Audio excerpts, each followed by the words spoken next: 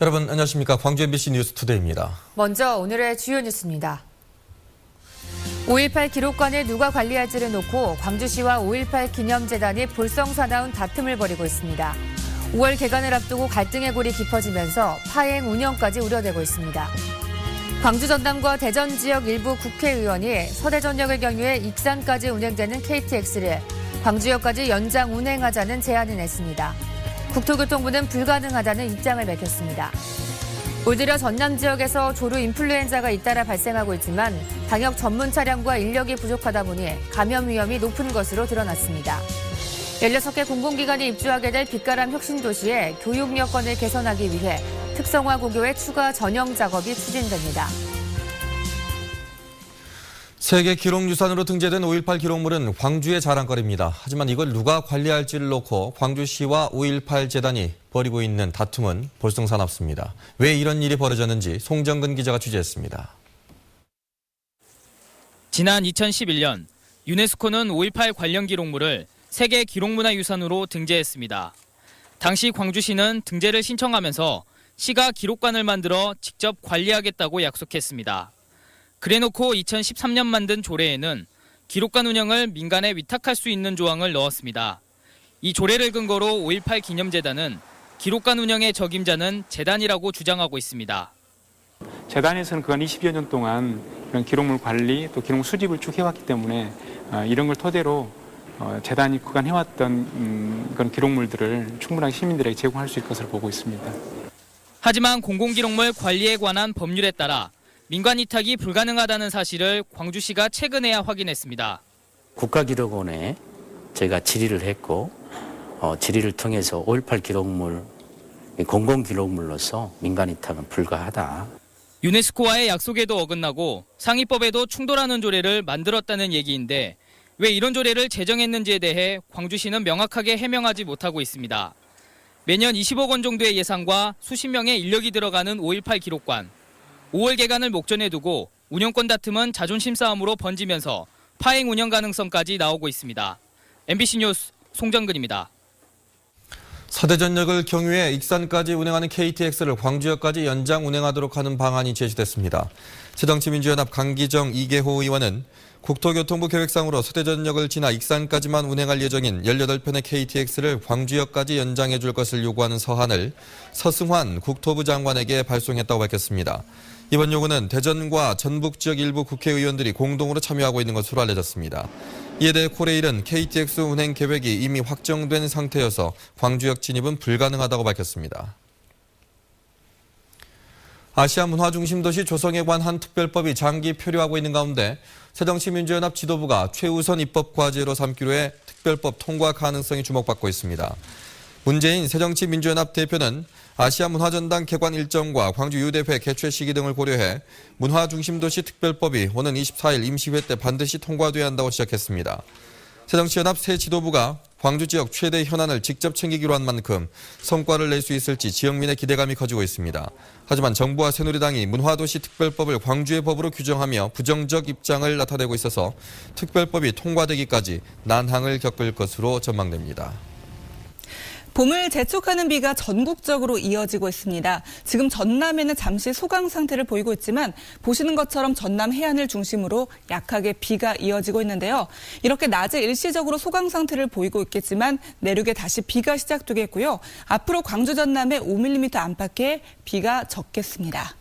현재 기온 어제 같은 시각보다 2, 3도가량 높은데요. 광주와 화순이 7도, 순천 6도를 가리키고 있고요. 낮에는 10도를 웃도는 지역이 많겠습니다. 광주가 11도까지 오르겠고 화순 12도, 순천 9도, 여수는 8도가 예상됩니다. 지금까지 날씨였습니다. 전남도 내에서만 지난해 68건에 발생한 조류 인플루엔자가 올 들어서도 벌써 15건을 기록하고 있습니다. 자치단체마다 방역 작업에 매달리고 있지만 감염은 곳곳에 도사리고 있습니다. 최진수 기자가 보도합니다. 차량 무선 인식 장치가 전광판에 축산 관련 차량이 오고 있다고 알립니다. 등록된 축산 관련 차량의 운행을 GPS가 추적해 안내하는 것입니다. 전남 도내는 이 같은 축산 관련 차량 6,600여 대가 등록돼 있지만 무선 인식 장치는 도내 1개뿐이고 축산 관련 차량으로 등록이 돼 있지 않거나 GPS 장치가 없으면 관리하기가 어렵습니다. 축산 관련 차량들은 하루 중에 주로 새벽 5시에서 6시 사이에 많이 출입하고 있습니다.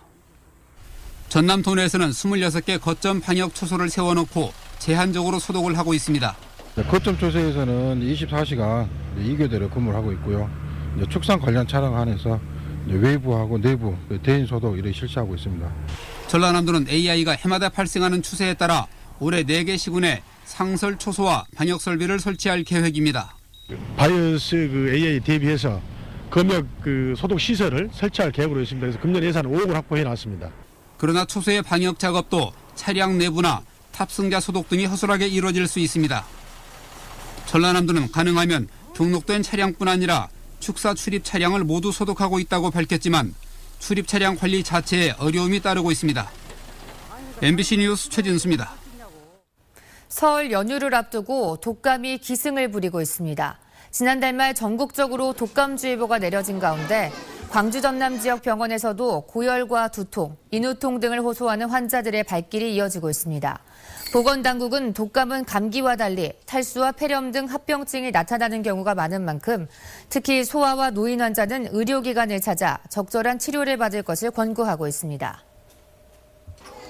황주홍 새정치민주연합 전남도당 위원장이 농업인의 농업 재해보험료와 재해보험 사업자의 운영과 관리비를 국가가 지원하도록 하는 내용의 농업 재해보험법 개정안을 대표 발의했습니다. 현행법은 정부가 예산의 범위에서 전부 또는 일부를 지원할 수 있다는 규정을 근거로 지자체와 농업인들에게 재정 부담 책임을 떠넘겨왔지만 개정안은 정부가 예산의 범위 안에서 보험료의 일부를 지원하도록 하는 의무화했습니다. 전남 시군에서 남성 인구의 비율이 가장 높은 곳은 신안군, 여성은 강진군인 것으로 나타났습니다. 행정자치부가 공개한 지난해 기준 지역별 남녀 성비에 따르면 신안군은 남성 인구 수가 2만 2천여 명으로 여성보다 10% 정도 많아 도내에서 남성 인구 비율이 가장 높았으며 다음으로는 광양시, 영암군, 여수시의 순이었습니다. 반면 강진군은 도내에서 여성 인구 비율이 가장 높았으며 다음으로는 고흥군, 보성군, 장흥군의 순이었습니다. 혹시 피딩족이라는 말을 들어보셨습니까? 경제적으로 여유가 있으면서 육아를 즐기는 헌신적인 할아버지 할머니를 일컫는 신조어입니다. 육아용품 시장에서도 피딩족이 큰 손으로 부상하고 있다고 합니다. 이재원 기자입니다. 광주의 한 백화점. 영유아 제품을 전문적으로 판매하는 매장에 머리가 희끗희끗한 할머니들이 눈에 띕니다. 며느리와 함께 나오거나 딸의 손을 잡고 손주들의 용품을 구매하기 위해 나온 고객입니다. 자주 보러 와요. 자주 사주기도 하고 해줄 수 있다는 게 감사하고 좋지요. 고령화가 진행되고 젊은 층에서는 맞벌이가 일상화되면서 아동 육아 시장에서는 이른바 황혼 유가족이 큰 손으로 부상하고 있습니다. 특히 황혼 유가족은 경제적으로 여유가 있으면서 아들, 딸을 대신해 육아를 전담하는 경우도 많아 피딩족이라는 신조어까지 만들어내고 있습니다. 엄마 아빠 바빠서 자주 못 나오고 또 나는 한가하니까 나와서 사줘요. 황혼 유가족들의 가장 큰 특징은 젊은 세대들보다 구매력이 훨씬 더 높다는 데 있습니다. 실제로 한 백화점이 아동 유아 상품군의 매출을 분석한 결과 50에서 70대 고객들의 연간 평균 구매액이 30대 고객보다 45%나 높은 것으로 나타났습니다. 또 연간 100만 원 이상 구매하는 큰손 고객도 최근 3년 사이에 25% 이상 증가했습니다. 사회적으로 안정된 것도 있지만 또 아이들 봐주시는 것도 있고 또 돈을 쓰시는 데 있어서 본인보다는 손주 손녀들한테 훨씬 더 쓰는 걸 즐거워하시는 그런 경향들이 있으신 것 같아요. 해가 갈수록 유통업계의 큰 손으로 부상하고 있는 황혼 유가족. 이들을 잡기 위한 유통업계의 마케팅도 치열해지고 있습니다. MBC 뉴스 이재원입니다. 설 연휴를 맞아 광주 지역 8대 관문로에 신호주기가 탄력 운영됩니다. 광주지방경찰청은 내일부터 일주일 동안 귀성, 귀경 차량이 몰릴 것으로 예상되는 주요 8대 관문로 구간 160여 개 교차로의 주도로 방향 신호주기를 늘리기로 했습니다. 도로별로는 동남문로 구간 등 70여 개 교차로 신호주기를 30초 늘리고 서문로 구간 11개 교차로를 최대 40초까지 연장하는 등 현장 여건을 고려해 신호주기를 운영하겠다고 밝혔습니다. 유대회 조직위가 이달 안에 한국과학기술연구원 도핑컨트롤센터와 도핑검사 시료 분석을 위한 업무 협약을 체결합니다. 이번 협약은 유대회를 약물 없는 깨끗한 대회로 치르기 위한 것으로 도핑검사는 선수촌 개천일부터 대회 종료일까지 사전 미통지 하에 언제 어디서나 실시됩니다.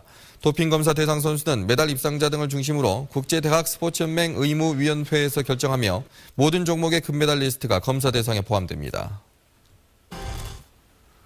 광주 지역 건설 현장에서 일하는 외국인 근로자의 안전을 위해 안내문이 외국어로도 표기됩니다.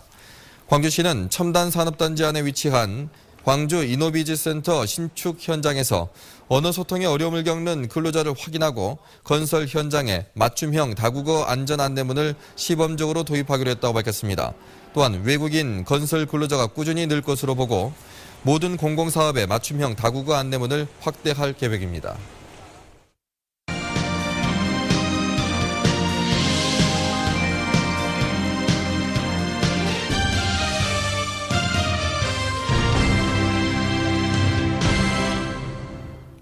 어느 도시나 역세권 개발이 고민인데요. 이 순천시가 도시재생 역세권을 살리겠다는 안을 내놨습니다. 국토교통부의 경제기반형 도시재생 사업에 선절될 수 있을지 그 성패의 관건입니다. 박민주 기자입니다. 순천역으로 겨울 관광객들이 들어옵니다. 순천만과 순천만 정원이 유명세를 타면서 대학생들의 발길이 끊이지 않습니다. 철도를 이용해 지난 한 해 순천을 찾은 관광객은 15만 명에 이릅니다. 내일로 여행하면서 순천만 박람회를 옛날에 뉴스에서 본 적이 있어서 그게 한번 어떻게 생겼는지 궁금해서 오게 됐습니다. 이처럼 관광객들의 첫 관문인 순천역 주변을 경제기반형 역세권으로 만드는 안이 추진되고 있습니다. 순천시가 주민들과 함께 역세권 도시재생에 나서기로 한 겁니다. 무엇보다 역세권 도시재생의 관건은 오는 4월 공모가 이루어지는 국토교통부의 경제기반형 도시재생 사업의 선정 여부입니다. 이쪽 역세권이 경제기반형 도시재생으로 선정이 된다면 순천의 경제적 기반이 좀 더 앵커 역할을 할 수 있는 역세권 도시재생 지역으로 선정되면 내년부터 4년간 국비 250억 원을 포함해 500억 원 규모의 경제기반 사업이 추진됩니다. 순천역 주변은 터미널과 연계한 지역경제의 거점으로 육성이 가능하다는 분석이 나오고 있습니다. 지난해 원도심의 주거문화환경 도시재생 지역에 선정됐던 순천시. 역세권까지 도시재생이 확대될 수 있을지 관건입니다. MBC 뉴스 박민주입니다. 한국전력 등 16개 공공기관이 입주하게 될 빛가람 혁신도시에 교육환경 개선 사업이 추진됩니다.